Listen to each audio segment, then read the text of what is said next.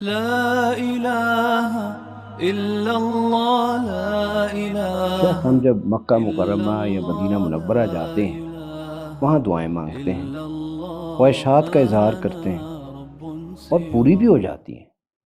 یہاں یعنی جب ہم واپس آتے ہیں، دعائیں بھی کرتے ہیں، خواہشوں کا اظہار بھی کرتے ہیں، وہ پوری نہیں ہوتی۔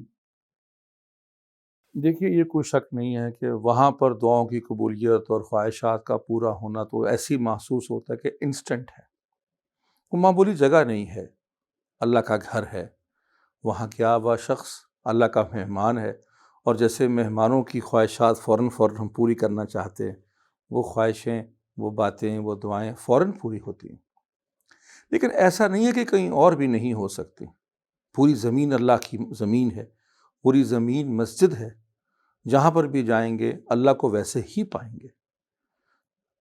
اسی لیے یہ نوٹ کر لیں کہ وہاں پر ہوتا یہ ہے کہ آپ گھر بار کاروبار چھوڑ چھاڑ کر آئے ہوتے ہیں، جس فوکس سے وہ دعا مانگتے ہیں، آپ وہاں پر جس خالص تمنا سے وہ الفاظ ادا کرتے ہیں، جس جذبے سے وہ دعائیں مانگتے ہیں، اگر وہ جذبہ یہاں پیدا ہو جائے تو یہاں پر بھی آپ ایسا کچھ ہی دیکھیں گے انشاءاللہ۔